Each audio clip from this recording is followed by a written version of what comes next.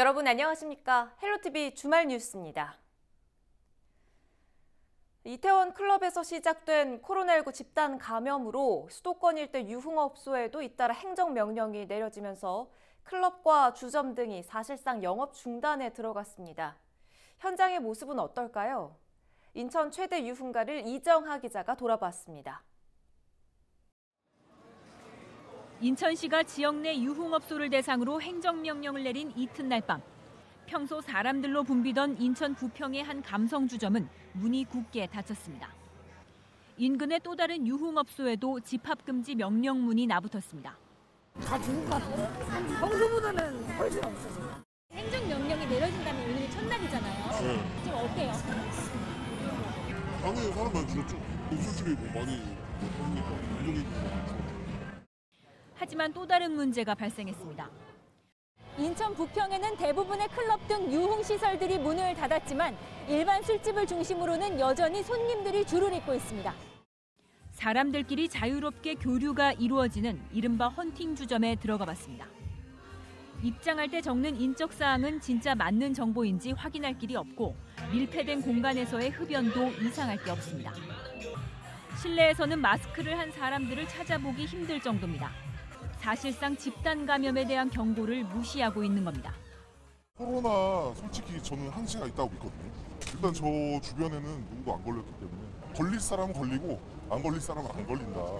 겁나지 않으세요? 근데 진짜 딱 주변만 봐도 아는 게 돌아다니는 사람들은 다 돌아다니고 안 돌아다니는 사람은 안 돌아다니니까 별로 그게 크게 뭐라 생각이 안 들어요. 그냥 자신 있으니까 나오는 것 같아요. 이처럼 유흥시설이 영업을 중단하자 사람들이 유사 유흥업소인 헌팅 술집 등으로 발길을 돌리고 있습니다. 사람이 몰려서 술을 마시는 모습은 클럽과 다를 바 없지만 일반 음식점으로 등록돼 있어 운영 자체를 제한할 수는 없습니다. 관할 지자체인 부평구는 영업을 강제로 규제할 방법은 없지만 유사 유흥시설에 대해서는 생활 속 거리 두기의 방역 지침에 따라 점검을 병행할 예정이라고 밝혔습니다. 영업까지 강제로 중단하는 엄격한 행정명령이 내려진 직후지만 단속 사각지대를 중심으로는 여전히 제2의 이태원 감염이 우려되고 있습니다. 헬로티비 뉴스 이정하입니다.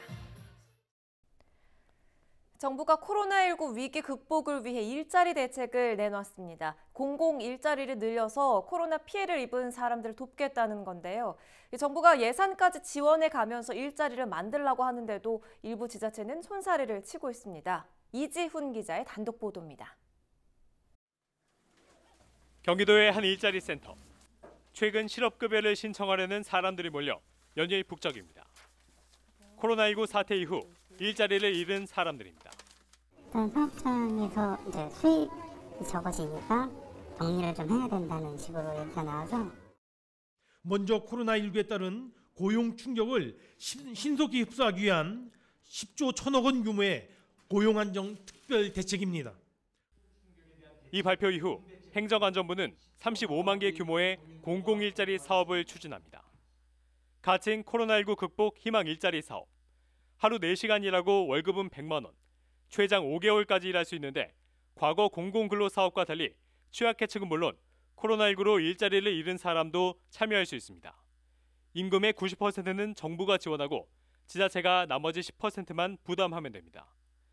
지자체로선 적은 예산으로 많은 일자리를 만들 수 있는 기회입니다. 경기도 의정부시는 만여 개의 일자리를 신청했습니다. 10,000개 일자리고 100만 원이면은 그게 수백억을 지역 경제의 일자리를 통해서 이렇게 이제 뭐 소득을 확대하는 개념으로 했는데 하지만 모든 지자체가 같은 생각을 한 건 아니었습니다. 지난달 말 경기도 31개 시군이 행안부에 신청한 일자리는 2만 6천 개. 인구 대비로 했을 때 그 수치보다는 적은 수치거든요. 신청 개수가 미달되자 추가 신청을 받았는데 이번엔 3만 5천 개.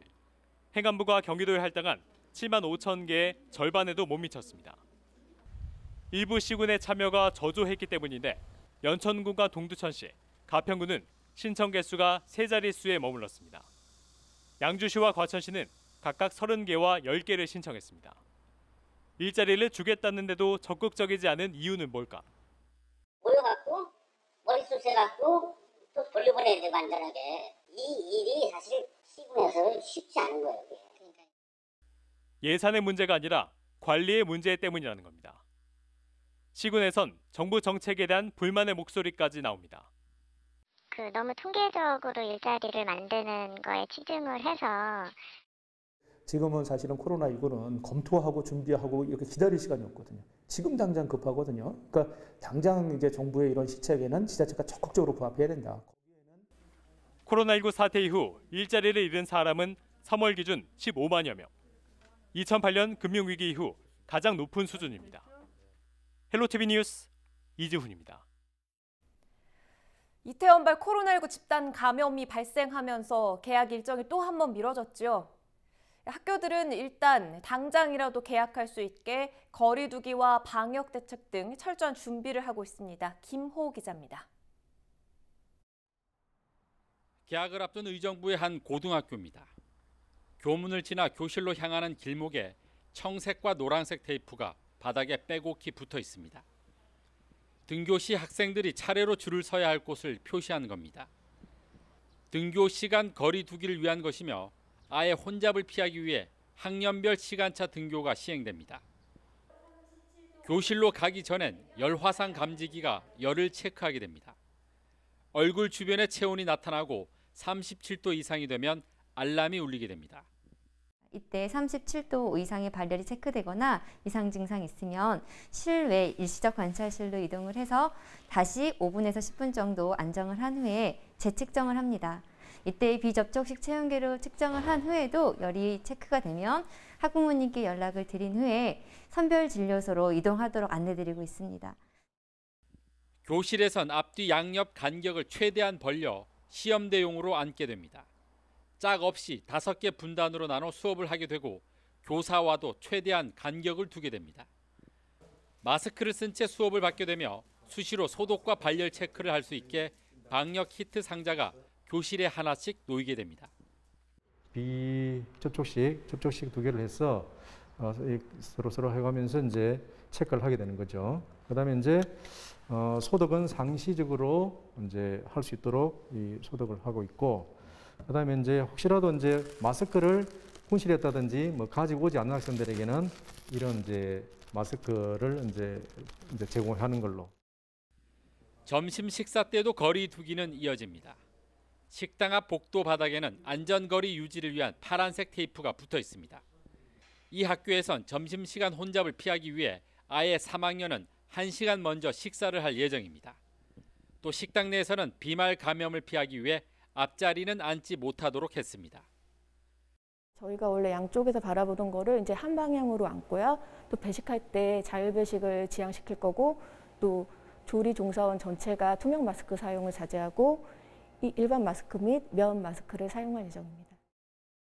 철저한 방역 준비를 마친 선생님들은 기대 반 걱정 반 속에 개학을 기다리고 있습니다. 특히 입시를 앞둔 고3 담임 교사들은 힘든 시간을 보내고 있을 제자들을 생각하며 하루빨리 만나기를 기대하고 있습니다. 이제 등교 개학이 얼마 남지 않은 상황에서 안전하게 학교에 올 수 있었으면 좋겠고, 학생들이 그를 위해서 학교 선생님들과 많은 사람들이 노력을 하고 있으니까 곧 뵙게 되었으면 좋겠습니다. 잠잠해지던 코로나19가 재확산 조짐을 보이면서 개학에 대한 우려가 높아지고 있는 가운데 교사들은 학생들의 안전을 최우선으로 철저한 방역과 학교 생활 지침을 마련하며 곧 다가올 개학을 준비하고 있습니다. 헬로티비 뉴스 김호입니다. 13일부터 카드로 신청한 긴급 재난지원금을 현장에서 실제로 사용할 수 있게 됐죠. 지자체 지원금에 이어서 그동안 코로나19 여파로 침체됐던 지역 상권이 조금이나마 활기를 찾을 수 있을지 주목됩니다. 이정하 기자가 취재했습니다. 지난 11일 신청한 긴급재난지원금을 쓸 수 있게 된 첫날, 전통시장에도 모처럼 생기가 돕니다. 시장에서는 주로 현금이 오가지만 상인들은 일단 지원금이 시민들 손에 쥐어진 것만으로도 긍정적이라 말합니다. 일단 사람이 나오면 뭐 이렇게 보게 되면 사게 되거든요. 그러니까 하나 살 거 2개 살 수도 있고, 그래서 그 돈이 들어가면서 매출이 좀 상승될 것 같습니다. 코로나19의 유동인구가 눈에 띄게 줄었던 지하상가에도 발걸음이 간간히 이어지고 있습니다. 지자체 지원금에 이어서 정부 긴급재난지원금까지 굳게 닫혔던 시민들의 지갑이 모처럼 열렸습니다. 많이 이제 활성화는 될 것 같아요. 내수시장. 지금 저도 비롯해서 제 주변 친구분들이나 여러 사람들이 많이 이렇게 주변에서 사용하려고 하는 사람들이 많이 있어서 자영업자들은 이번에야말로 위축됐던 소비가 활성화되길 기대합니다. 지금 경제가 너무 어려우니까 2월, 3월, 4월까지도 매출이 너무 없었어요. 그런데 이제 생각 외에 돈이 들어오니까 이제 우리는 연세 든 분들이다 보니까 옷 하나 사 입었으면 하는 마음이 있을 거라고 기대하고 있어요. 이미 동네 슈퍼마켓에서는 긴급재난지원금으로 결제하는 사람들이 늘어나고 있습니다. 이 때문에 긴급재난지원금이 곧 매출의 숨통을 틔워줄 것이라는 바람도 큽니다. 아침부터 시작해서 지금 재난지원 카드 쓰시는 분들이 꽤 지금 나오고 있어서 제 마트 매출에 대해서는 좀 인상되는 부분이 있어요. 전화 주문도 많이 오시고 그냥 일반 물건 사러 오시는 분도 많이 있어요. 긴급재난지원금 5부제가 끝나고 오는 16일부터 언제든 신청이 가능하게 되면 소비 현장에서의 사용도 한층 더 늘어날 것으로 보입니다. 헬로티비 뉴스 이정아입니다. 경기도 재난기본소득이 지역경제 활성화에 실제적인 도움이 되는 것으로 나타났습니다. 경기도가 지역화폐 가맹점 1000곳을 대상으로 재난기본소득 효과에 대한 조사를 실시한 결과 56%가 월 매출이 증가했다고 응답했습니다. 업종별로는 식품, 의료 부분이 89%로 가장 높게 나왔고 상원 유형별로는 67%를 기록한 전통시장에서 높게 나타났습니다. 자영업장의 월 매출은 코로나 확산기인 2, 3월 1,446만 원에서 재난기본소득 지급 이후 1,710만 원으로 늘어 18%의 증가세를 보였습니다. 이번 조사는 경기도가 여론조사기관인 한국리서치에 의뢰해 지난 6일부터 사흘간 경기지역 화폐 가맹점 1000곳을 대상으로 전화 면접 방식으로 진행됐으며 95% 신뢰 수준의 표본 오차는 플러스 마이너스 3.09%포인트입니다. 코로나19로 모두가 힘든 때를 보내고 있지만 관심조차 받지 못하는 사람들이 있습니다. 바로 양돈 농장주들인데요. 지난해 9월 아프리카 돼지 열병이 발생한 이후 전국 230여 개 농가에서 돼지 36만여 마리가 살처분되었습니다. 이후 6개월이 넘도록 농가는 수입 한 푼 없는 상황인데요. 앞으로 나아질 기미도 보이질 않습니다. 이지훈 기자입니다. 텅 비어버린 축사. 한때 이곳을 가득 메웠던 돼지 1,600마리가 흔적도 없이 사라졌습니다. 아프리카 돼지열병 발생 농장과 가까이 있다는 이유로 돼지를 모두 살처분한 겁니다. 농림축산식품부가 발표한 아프리카 돼지열병 긴급 행동 지침입니다.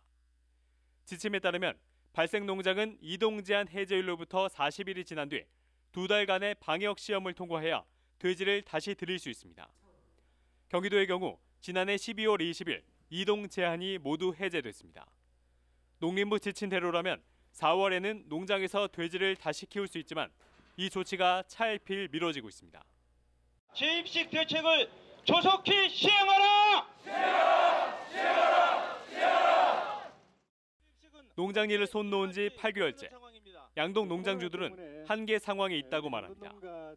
저희가 수십억씩 들여서 농장을 만들어 놓고 놀려야 하는 상황에 67만 원을 주고 그거 갖고 먹고 살라고 하는 것이 정부는 돼지 반입을 허용하지 않고 있습니다. 야생 멧돼지가 아프리카 돼지열병을 확산시킬 수 있다고 보기 때문입니다. 이제 야생에서 이제 농가를 옮겨 붙일 수 있는 부분이 있다 보니까 그래서는 야생 멧돼지에서의 발생 관리 사항이 안정화됐을 때 아프리카 돼지열병에 감염된 야생 멧돼지는 파주시와 연천군, 철원군 일대에서만 발견되다가 최근 들어선 포천시와 화천군, 양구군, 고성군 등 동남쪽 부근으로까지 확대됐습니다. 올 들어 확인된 것만 600여 건, 지난해 3개월간 발생한 건수보다 10배 이상 많습니다. 야생 멧돼지 발생이 증가함에 따라서 집돼지로 넘어갈 확률은 점점 증가하고 있고 5월 달부터 특히 지금부터가 이제 집돼지에서는 위험한 시기가 시작된다고 볼 수 있습니다. 하지만 양돈 농가들은 야생 멧돼지로 인해 집돼지가 감염될 가능성은 극히 낮다고 주장합니다. 한돈협회는 돼지를 다시 키울 수 있게 해달라며 정부가 요구를 들어줄 때까지 1인 시위를 하겠다고 밝혔습니다. 헬로티비 뉴스 이재훈입니다.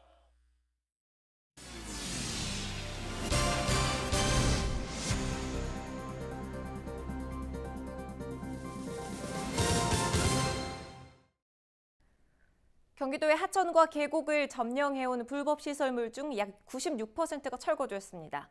바가지 요금 등 불법 영업이 없는 깨끗한 하천과 계곡으로 본 모습을 되찾아가고 있습니다. 구영슬 기자가 취재했습니다. 맑은 물이 흐르는 용인시의 한 계곡. 평상과 천막 등 불법 시설물이 있던 자리엔 벤치가 놓여 있고 주변은 한눈에 봐도 깨끗합니다. 자릿세와 바가지 요금을 받는 등 불법 영업을 하던 시설물들로 몸살을 앓아온 곳인데 경기도의 청정하천 계곡 복원사업 손길을 거치며 자연 그대로의 본 모습을 되찾았습니다. 예전에 바가지 요금 같은 게 되게 많았었는데 지금은 그런 요금 납부할 필요도 없이 지금 잘 정비된 곳에서 이용을 할 수 있을 거니까 더 깨끗하게 이용할 수 있고 더 기분 좋게 놀다 갈 수 있을 것 같습니다. 이렇게 복원 사업을 시작한 지 1년도 안 돼 깨끗이 정비된 경기도 하천과 계곡의 불법 시설물은 1,300여 곳으로 약 96%에 달합니다. 지난해 6월부터 불법 행위 근절을 위해 역점 사업으로 추진된 청정하천 계곡 복원 사업은 오는 7월 말 정비 완료를 앞두고 있습니다. 온 국민이 정말 즐거운 마음으로 자주 찾을 수 있는 환경으로 복원하는 일이 또 중요한 과제입니다. 지금보다는 오히려 더 나은 환경에서 영업할 수 있도록 생활할 수 있도록 만들어주는 것도 매우 중요한 우리 과제인 것 같아요. 경기도는 사람이 거주하고 있는 불법 시설물에 대해선 소득과 재산, 거주 여건, 그리고 불법 영업 정도 등의 조사를 거쳐 지원 대상과 방식을 결정해 이주를 유도할 계획. 이 밖에도 불법 시설물 재발 방지를 위한 감시 활동을 지속적으로 벌이고 불법 시설 확인 시 즉시 고발이나 강제 철거를 실시할 방침입니다. 경기GTV 구영슬입니다. 계양산성이 국가지정 문화재 사적으로 지정됐습니다. 문화재청 문화재위원회 사적분과는 13일 계양산성을 국가사적으로 지정했는데요. 앞서 문화재청은 지난 3월 계양산성의 국가사적 지정을 예고한 바 있습니다. 계양산성은 삼국시대 최초로 축조돼 통일신라시대를 거쳐 고려시대까지 사용된 것으로 조사됐는데요. 당시의 축성 기술을 고스란히 담고 있어 학술적인 가치가 높은 유적으로 평가받고 있습니다. 부천과 함께 펄버 국제문화교류 협력을 하고 있는 도시인 중국 장쑤성 진강시가 부천에 마스크 2만 장을 지원했습니다. 부천시는 지원받은 마스크를 사회적 취약계층 등에 나눌 계획입니다. 앞서 진강시와 부천시는 작가 펄벅을 매개로 문화예술 분야에서 교류를 이어왔습니다. 부평구가 하반기 지역 공동체 일자리 사업 참여자를 모집합니다. 모집 기간은 15일부터 29일까지인데요.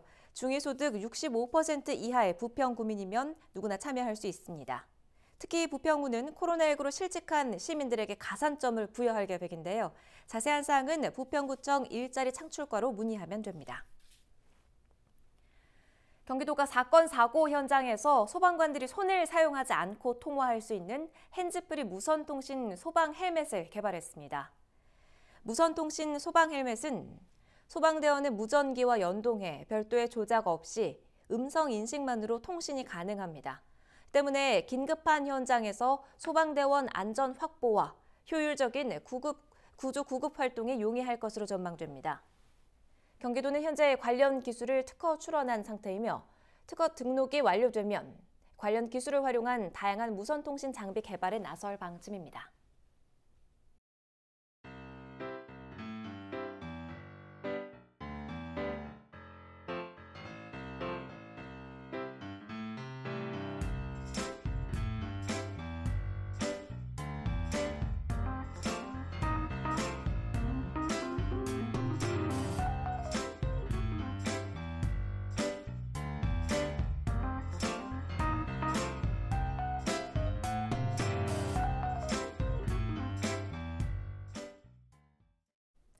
헬로티비 주말 뉴스를 모두 마칩니다. 행복한 주말 보내시기 바랍니다. 고맙습니다.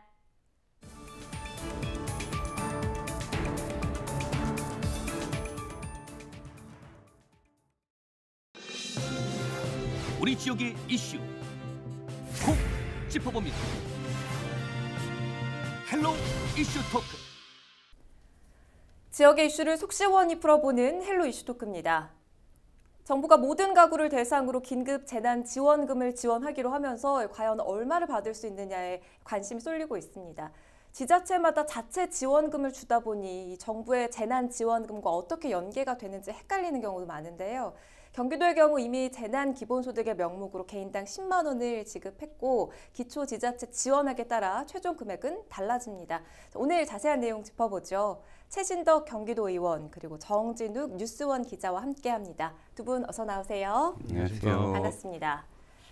정진욱 기자 재난기본소득 써보셨습니까? 예, 저는 받았습니다. 받아서 어디에 쓰셨습니까? 총 4명이라서 40만 원 받았는데요. 아이들 학원비에 썼습니다. 쓰는데 어떻게 불편하지는 않던가요? 쓰는데 불편은 없었던 것 같고요. 저는 신용카드를 해서 포인트로 받았는데 네. 그 포인트 차감으로 해서 바로 문자가 날라오더라고요. 그렇군요. 이 정부가 조건 없이 전 국민을 대상으로 재난지원금을 지급하겠다고 밝히면서 그럼 우리 집은 과연 얼마나 받을 수 있을까에 대한 관심이 큽니다. 근데 경기도에서는 이렇게 이미 재난기본소득을 지원했는데 이게 어떤 차이가 있습니까? 그러니까 쉽게 정부에서 주는 거는 이제 가구 기준으로 이렇게 지급을 하고 네. 경기도는 개인으로 얼마씩 이렇게 지급하는 걸로 되어 있습니다. 네. 그래서 아시는 것처럼 정부는 이제 1인 가구, 2인 가구, 3인 가구, 4인 가구를 나누어서 4인 가구 기준으로 100만 원, 경기도는 개인별로 10만 원, 그리고 이제 각 그 31개 지자체마다 약간의 이제 차이들이 5만 원에서 한 50만 원까지 이렇게 있어갖고 네. 이제 각 시군마다 다 다릅니다. 정부의 경우에는 이 지자체와 이 비율을 예산을 나누어서 지급하고 있어서 좀 차이가 있는 것 같은데 이게 어떻게 매칭이 되는지도 궁금하거든요. 처음에 이제 국비가 논란이 됐던 게 이제 소득 상위 30%는 안 주고 네. 하위 이제 70%만 주는 것 때문에 이게 약간의 이제 논란이 되다가 결국 100% 다 주기로 네. 했는데 그 소득 상위 30%를 전액 국비로 주는 겁니다. 이제 그 부분 때문에 지금 논란이 되는 거예요. 그리고 나머지 하위 70%는 국비 80, 지자체가 20 이렇게 이제 매칭이 돼 있는 거죠. 네. 다만 이제 서울시 같은 경우는 약간 다르고요.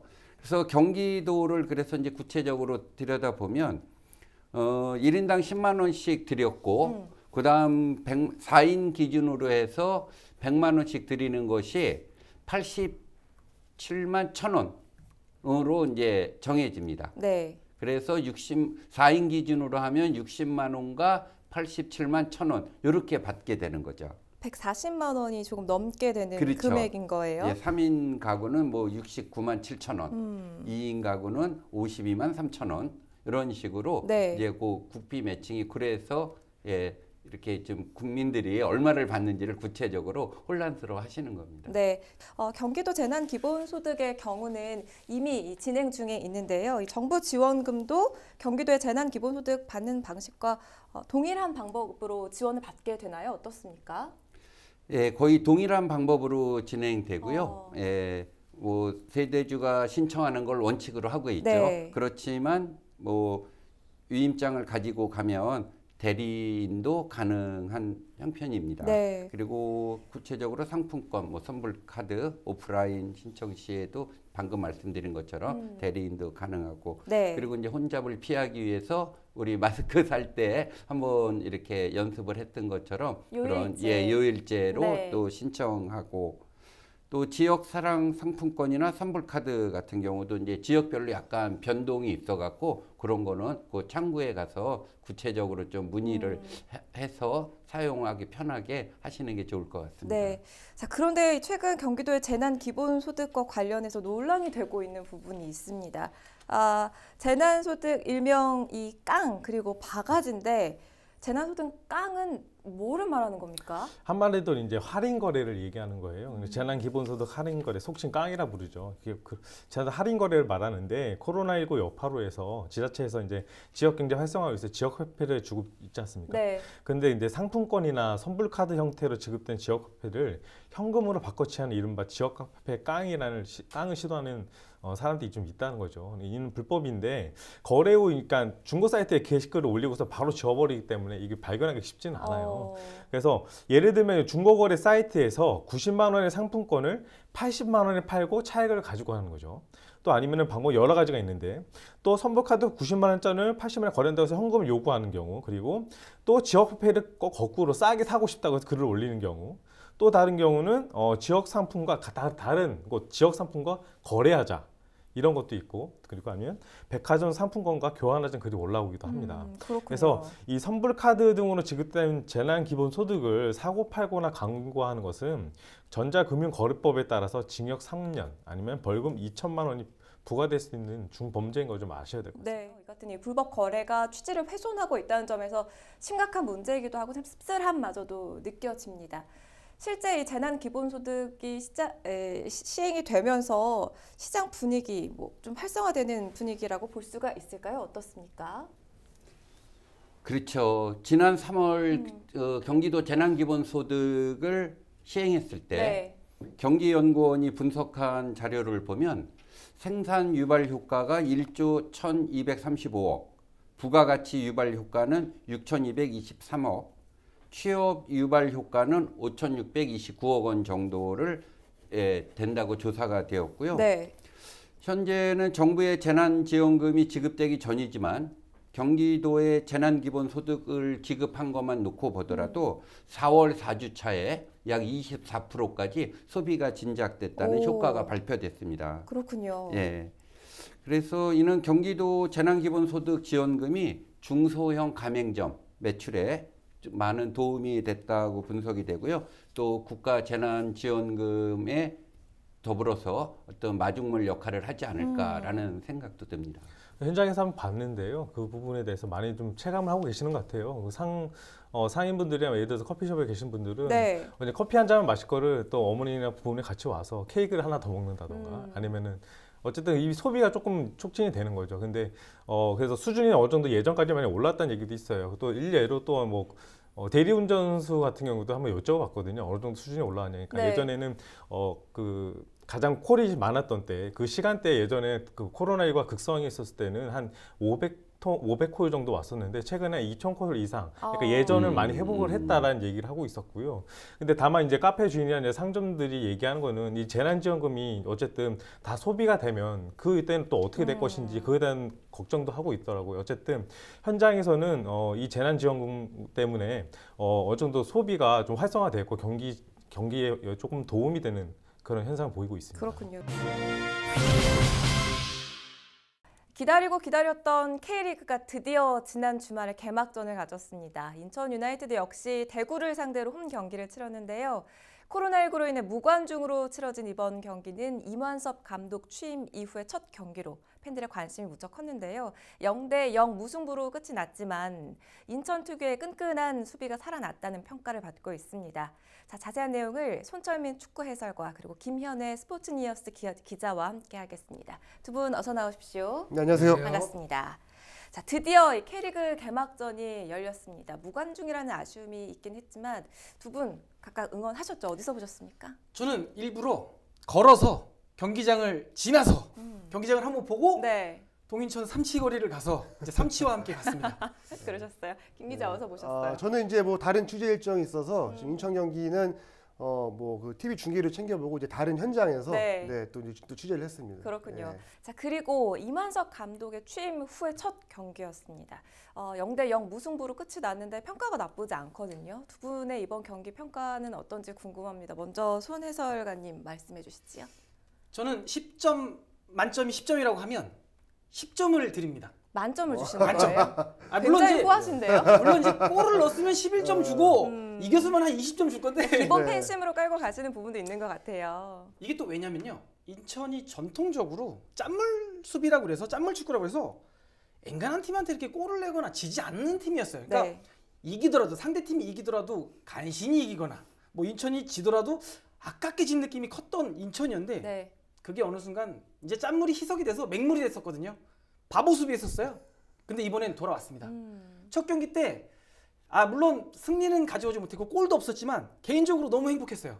예전에 내가 입던 내 옷을 그대로 입은 느낌이에요. 제가 제일 좋아하는 옷 베스트들 했습니다. 잘 너무 좋았습니다. 지켜냈다라는 평이신 것 같은데 네. 김 기자는 어떻게 분석하세요? 일단 수비진은 합격점을 줄 수 있을 것 같아요. 왜냐하면은 뭐 분호자 선수도 빠졌고 이재성 선수도 빠졌는데 김정호, 문지환, 김현수 이 지금 새로운 3백 조합이 굉장히 안정적이었거든요. 예, 그러면 놓고 봤을 때 수비진에서는 좀 후한 점수를 줄 수 있지만 공격진에서는 뭐 그다지 인상적인 모습을 보여주지 못했습니다. 이제 무고사 선수가 컨디션 난조로 이제 선발 명단에서 제외가 됐고 케인대 선수와 이준석 선수를 기용을 했는데 이 두 선수의 뭐 유기적인 호흡을 보여주지는 못했고 그 외에 이제 또 미드필드진 역시 공격보다는 수비에 좀 치중하는 모습들이 많이 있었거든요. 사실은 이제 지난 시즌에 이제 안산에서 이만석 감독이 주로 썼던 전술이긴 합니다. 우리가 좀 안정적으로 수비를 하고 역습을 통해서 전방에 있는 선수들이 개인 기량을 통해서 골을 넣자라는 거였는데 수비까지는 잘 됐지만 공격진에 있어서는 지금 이런 뭐 대구전 같은 경기라면 앞으로 조금 더 수비가 탄탄한 팀들을 상대로 할 때는 득점하기가 더 어렵지 않을까라는 좀 생각을 해보게 됩니다. 두 분 모두 공격 부분에서 좀 아쉽지만 수비에는 굉장히 높은 점수를 주셨는데요. 이만석 감독의 경우에 수비에 뛰어난 감독이라는 평을 받고 있죠. 안산에서 보여준 이만석 감독 특유의 수비력, 이게 잘 살아났다 이렇게 평가를 해볼 수 있을 것 같은데 유상철 감독 시절과 어떤 차이가 있다고 볼 수가 있을까요? 일단 주어진 상황이 좀 다르긴 해요. 유상철 감독은 소방수로서 긴급 투입된 감독이었고 그래서 빨리 또 결과물을 만들어냈었기 때문에 네. 오히려 이만석 감독보다는 좀 주어진 어떤 사용할 수 있는 카드가 좀 적었던 건 맞습니다. 그리고 또 이만석 감독이 부임은 늦게 했으나 이 코로나19가 굉장히 안 좋은 사태긴 하지만 그래도 이만석 감독에게 시간을 좀 벌어줬거든요. 그런 부분에서 이만석 감독이 준비를 되게 잘했고 그렇기 때문에 대구를 상대로 지난 시즌 3번을 싸워서 2번 지고 1번 비겼던 팀을 상대로 그것도 대패였어요. 아주 엉망으로 졌거든요. 네. 그런 팀을 상대로 완벽히 무실점 클린시트를 만들어냈고 에이스인 세징야를 꽁꽁 틀어막았다는 점에서는 뭐 이거는 이만석 감독 뭐 행가래를 일단 한 번 받아도 행가래권 하나 추가합니다. 이 정도면 선수들과 또 이만석 감독의 궁합이 좀 잘 맞았다 이렇게도 볼 수 있는지 이만석 감독이 인천 팀을 잘 파악했다 이렇게도 볼 수가 있을까요? 네, 이만석 감독이 올 시즌에는 일단 호락호락하게 지지 않겠다라는 이야기를 개막 전부터 했거든요. 네. 그래서 이번 경기를 보면 사실은 인천이 지금 재미있는 경기를 하고 뭐 많은 골을 넣고 많은 골을 내주고 패하는 경기보다는 사실은 뭐 이런 경기를 좀 하긴 해야 됩니다. 예, 뭐 0대 0으로 비기고 이겼을 경우에는 뭐 1대 0으로 이기고 이렇게 네. 많은 골을 내주지 않는 경기를 해야 되는데 이만석 감독이 이 상황 파악을 제대로 하고 뭔가 이 컨셉을 명확히 하고 경기를 하고 있다라는 좀 그런 인상을 받았던 경기였습니다. 그렇군요. 앞서 잠깐 얘기를 했는데 인천이 워낙 이 짠물 수비로 유명하죠. 그래도 골을 넣어야지 이기는 게 축구라는 경기인데 이번 공격에서 케인대 그리고 이준석을 투톱으로 내세웠어요. 물론 이 무고사가 후반에 들어왔지만 이 공격 조합은 어떻게 보십니까? 일단은 케인대 선수가 움직임은 좋은데 좀 골 결정력이 확실히 좀 부족한 부분은 있습니다. 네, 그래서 이 선수를 사실은 후반 들어서 더 기용할 만한 그런 지금 원래 전술을 구성을 했는데 무고사 선수가 이제 몬테네그로에서 복귀를 하면서 뭐 자가격리 기간도 있었고 해서 컨디션이 좋지 않습니다. 그래서 무고사 선수를 뭐 후반 막판에 투입을 하면서 잠깐 활용을 했는데 이게 지금 인천의 뭐 핵심적인 지금 전술은 아니에요. 예, 뭐 케인대 선수를 먼저 투입을 하고 무고사 선수를 투입하는 이런 전술 자체가 아마 올 시즌에 그렇게 많지는 않을 겁니다. 그래서 이만석 감독에게 제가 물어봤더니 그래도 자기는 나는 무고사 케인대 투톱을 선발로 기용하고 그 이후에 뭐 이준석 선수라던가 뭐 지현석 선수라던가 이런 선수들을 송시우 선수라던가 뭐 투입하겠다라고 이야기를 했거든요. 일단 요번 경기를 놓고 봤을 때는 공격진에는 그렇게 후한 점수를 줄 수 없었고 거기에 있어서는 이제 케인대 선수가 결정을 지어주지 못했다라는 부분이 있는데 결국은 이제 이 경기 외에 앞으로 경기에서는 무고사 선수가 선발로 나섰을 때 개인 기량으로 좀 득점을 해주는 그런 능력이 좀 필요합니다. 이번 시즌 인천 유나이티드의 성적을 좀 점쳐볼까요? 네, 일단은 뭐 인천의 지금 전력 분석도 중요하지만 K리그가 한 라운드 열리면서 다른 팀의 좀 전력도 분석을 해봐야 될 것 같아요. 네. 왜냐면은 지금 광주와 부산이 K리그 2에서 올라온 팀이어서 이 팀들의 전력을 놓고 봤을 때 인천과 비교를 해보면 인천의 성적이 좀 유추가 가능할 거라고 생각을 하거든요. 근데 두 팀 모두 개막전에서 패했습니다. 예, 그래서 그런 모습을 본다면 인천이 뭐 더 높은 순위에 있으면 좋겠지만 일단은 뭐 12위, 11위 요거보다는 조금 더 위로 올라가지 않을까 싶은 생각이 들고 상주가 첫 경기에서 울산한테 0대4로 대패를 당했습니다. 그런데 상주는 지금 성적과 관계없이 내년 시즌에 강등이 확정돼 있는 상태거든요. 그래서 올 시즌 이야기를 들어보니까 우리가 성적과 관계없이 해보고 싶은 거 다 해보자라고 해서 어떻게 보면 좀 집중력이 좀 떨어질 수 있어요. 그래서 이 상주도 좀 밑으로 좀 점쳐본다면 인천이 한 9위 정도는 가능하지 않을까 예상을 해보겠습니다. 이번에도 좀 팬심 가득 담긴 분석해 주실 거죠? 네. 저도 9위를 늘 예상을 합니다. 저는 상위 이쪽도 바라지도 않아요. 네. 그냥 7, 8, 9만 했으면 좋겠는데 이 7, 8, 9를 또 어떻게 하느냐. 제가 봤을 땐 인천이 올 시즌 이 12개 구단 중에 무승부가 가장 많을 것입니다. 무승부 1등으로 해서 요 무승부 승점이 나중에 판세를 확 뒤집거든요. 몇인지는 모르겠으나 무승부로 1등합니다. 이태원 클럽바일 코로나 감염이 전국적으로 확산되고 있는 가운데 부천과 부평에서도 확진자가 나오면서 지역에 비상에 걸렸습니다. 2차 감염까지 일어나면서 지역 감염이 시작된 게 아니냐는 우려도 큰데요. 행정당국은 유흥업소 집합 금지 명령을 내리는 확산 차단에 총력을 기울이고 있습니다. 더 이상 감염자가 나타나지 않는 게 무엇보다도 중요할 텐데요. 자세한 내용 이야기 나눠보겠습니다. 이승욱 경기일보 기자 그리고 정준욱 뉴스원 기자와 함께합니다. 두 분 어서 오시죠. 안녕하세요. 반갑습니다. 13일 오전에 박남춘 인천시장이 긴급 기자회견을 열었는데요. 다녀오셨죠? 어떤 내용이던가요? 오늘 추가로 8명의 집단 감염 사례가 나타났는데요. 이게 원래 인천의 102번째 확진자입니다. 이분이 이태원을 지난 2월 2일, 3일 이렇게 방문을 했는데 그 이후로 9일날 확진 판정을 받으신 분이에요. 근데 이분이 초기에는 당초 직업을 무직이라고 진술을 했다가 그래서 근데 역학조사 과정에서 이분의 동선이나 GPS를 까보니까 이분이 그 동선이 맞지가 않는 거예요. 진술 내용하고. 그래서 이분에 대해서 추가적인 조사를 해보니까 그 사이에 6일과 7일, 6일에는 인천 미추홀구에 있는 한 학원을 방문했다고 하고요. 7일에는 과외를 했다라는 정황이 나와가지고 그래서 이제 접촉자를 확인해서 검체 검사를 해보니까 8명의 추가 확진 환자가 발생했던 것을 오늘 박남춘 시장이 발표를 하면서 밝혔습니다. 그래서 인천의 그 최종 확진자는 그래서 116명까지 늘어난 상태이고요.